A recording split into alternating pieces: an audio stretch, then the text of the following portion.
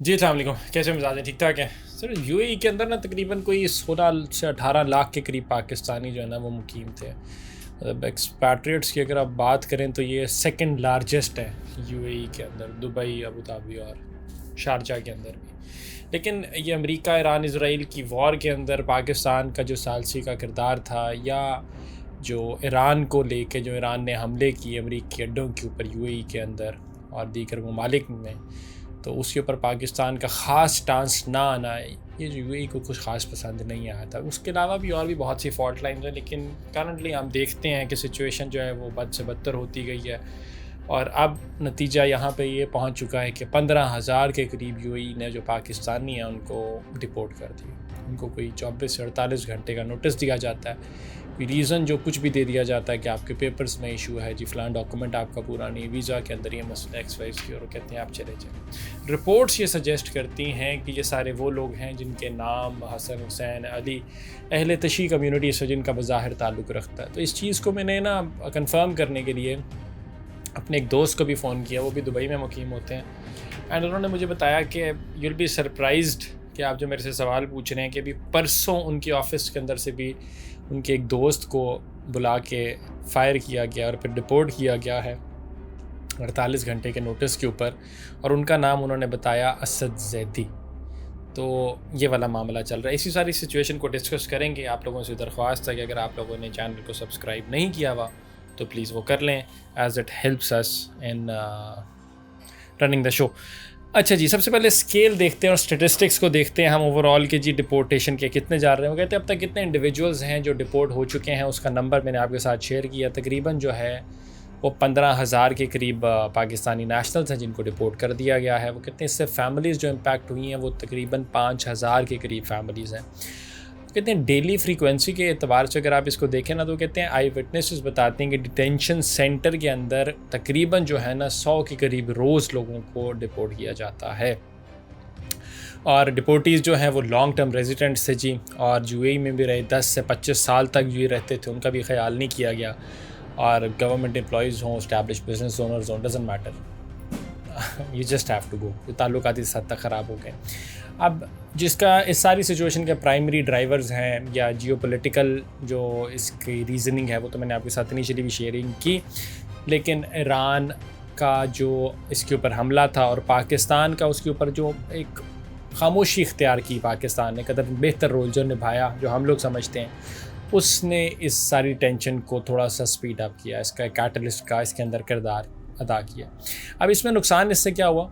इससे नुकसान ये हुआ कि जब ताल्लुकात ख़राब हुए तो यूएई ने बड़ा ही चीप शॉट भी दिया। वो चीप शॉट ये था कि यूएई ने पाकिस्तान को जो कर्ज़ा दिया हुआ था $3 अरब का, यूएई ने वो भी वापस मांगा। अब समझना इसके अंदर ये कि दिखने में बड़ी आसान सी बात लगती है, बिकॉज हमारे बहुत से दोस्त जो है ना वो ये कह रहे थे कि यार कोई बात नहीं, बड़े अरसे से रखे हुए थे पैसे, उन्होंने वापस मांगे तो डजंट मैटर, वापस कर दो। It was not as simple as that, because IMF का साइकिल के अंदर रहने के लिए there is a specific number of billions of dollars जो कि आपने हमेशा से अपने फॉरेन एक्सचेंज रिजर्व के अंदर रखने होते हैं। तो अगर वो माइनस हो जाते हैं तो आप IMF का उस साइकिल से भी बाहर निकल जाते हैं, बेल आउट पैकेज से भी आप निकल जाते हैं।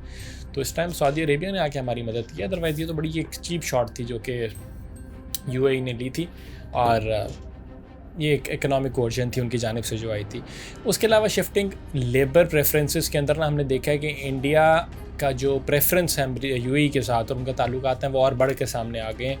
इसके अंदर वो कहते हैं कि इंडिया और यूएई का जो ताल्लुकात है, उनका जो बायलैटरल ट्रेड है वो तकरीबन $100 अरब तक जाता है। और जहाँ पे रावलपिंडी की रिक्रूटमेंट एजेंसी के बारे में बताया जाता है कि उनकी 3,000 जॉब्स जो है उन्होंने इंडियन कंपैटिटर को आ रही हैं। तो हमें विजिबल एक शिफ्ट नज़र आता है यूएई की मार्केट के अंदर, जहाँ पे वो पाकिस्तानी लेबर से हट के अब बंगाली या इंडियन लेबर को फोकस कर रहे हैं, और इंडियन को ज़्यादा कर सकते हैं बिकॉज इंडिया का नंबर जो है वो वैसे भी ज़्यादा है। इन स्टेट्स के अंदर तकरीबन 30-35 लाख के करीब इंडियंस जो है यहाँ पे मुकीम हैं। अच्छा जी, इसके बाद हम आते हैं कि जी इस सारी सिचुएशन के अंदर जो सेक्टेरियन प्रोफाइलिंग हो रही है वो तो अंडरस्टैंडेबल है, मैंने आपके साथ शेयर की है।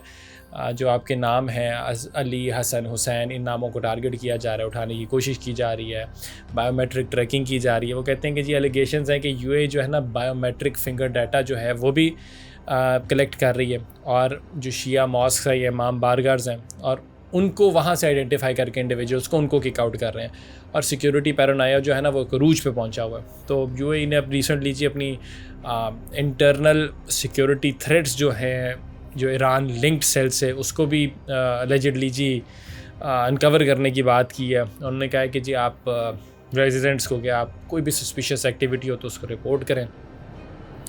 इस सारी सिचुएशन के अंदर अगर ये सारे लोग जो पाकिस्तान वापस लौट आते हैं तो इसका नुकसान तो होगा ऑब्वियसली पाकिस्तान के लिए। एक तो ये कि आप सेटल किस तरह से करेंगे इतनी बड़ी आबादी को इतनी जल्दी अर्जेंट नोटिस पे, जिसकी तैयारी भी कोई नहीं है। उसके बाद इनको जब आप पाकिस्तान ले भी आएंगे तो आप अपने इकोनॉमिक साइकिल के अंदर, सर्कल के अंदर इनको एडजस्ट कैसे करेंगे, इनके लिए एम्प्लॉयमेंट अपॉर्चुनिटीज़ कैसे बनाएंगे। उसके अलावा जो आपके रेमिटेंसेज हैं वो जो यूएई से आते हैं वो they make big number of your GDP, तो उसमें कितना ज़्यादा इम्पैक्ट होगा, दैट इज़ अनदर क्वेश्चन।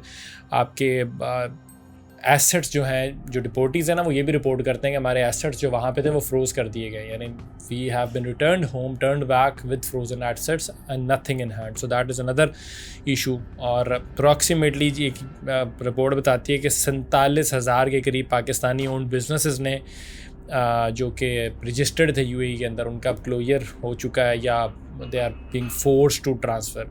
तो ये इसके अंदर ह्यूमन राइट्स की वायलेशन भी है, ऑब्वियसली है, इसके अंदर कंसर्न्स भी हैं, डिटेंशन कंडीशंस क्या हैं वो भी एक सारे सवालात हैं कि आपको इसमें लैक ऑफ ड्यू प्रोसेस नहीं फॉलो किया जा रहा, और जो आपका अब्यूज़ के एलिगेशंस भी लगाए जा रहे हैं कि जो डिटेनीज़ को कहा जाता है कि आप जी नील करें, घंटों अपने घुटनों पे बैठे रहें, आप मारा जाता है उनको, और उनको ज़िंदा भी रखा जाता है लेकिन भूख के अंदर जगाया जाता है। There are so many reports जो कि मतलब ना ठीक नहीं है। एग्जाम्पल रैपिड एक्सपल्शन तो आपने बहुत ज़्यादा रिपीटेडली सुना है ना, कि मतलब आपको 48 घंटे का टाइम दिया कि निकल जाओ यहाँ से। Again that is a violation, grave violation of your basic rights. आप ऐसे कर ही नहीं सकते जो 20-30 सालों से वहाँ पे मौजूद है। तो यूएई का मेरा ख्याल ओवरऑल देखें ना, अब तो आप अब उनकी एक्सपैट्रिएट वर्क फोर्स जो है उसको as a pressure tactic use करने की कोशिश कर रहे हैं ताकि वो पाकिस्तान की जो फॉरेन पॉलिसी है उसको इन्फ्लुएंस कर सके। But this is a very cheap shot and it's not going to work, because UAE का ओवरऑल जो लार्जर स्पेक्ट्रम के अंदर फ्रॉम बर्ड्स आई व्यू जो उनकी डोमिनेंस थी या इनपेनेट्रेबल जो उनकी आउटलुक थी वो पेनेट्रेट हो चुकी है। यूएई की चलता ही मॉडल, ख़ास करके अबू धाबी में तो फिर कोई आपको खैर दूसरे मिल जाएंगे।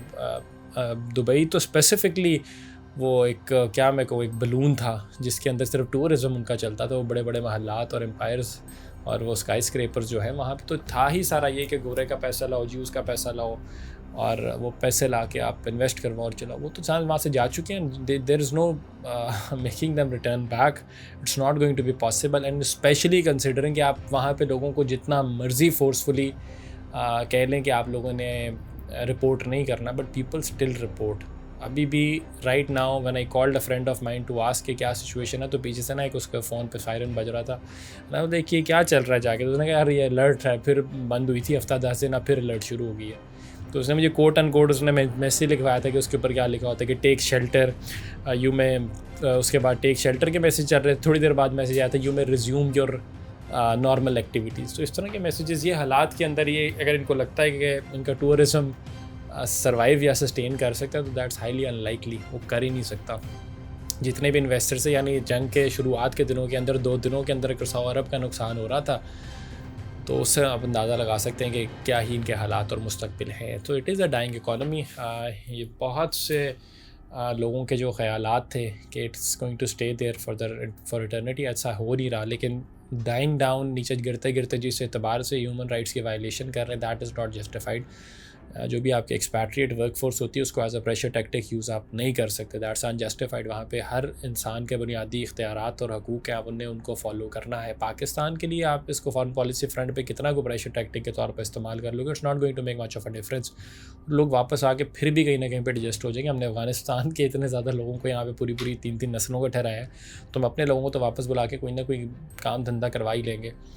तो विल हैव टू सी कि how the things unfold Iran और अमेरिका के हवाले से, कि उनके जो सीज़ फायर है वो कहाँ पे कितना बनता है और जंग ख़त्म होने कब तक होती है, उसके बाद फिर देखेंगे बाकी सिचुएशन कैसे बनती है। For now reports are not nice, and to all those friends who are over there in UAE, I hope peace finds you और आप लोग you stay safe. Thank you.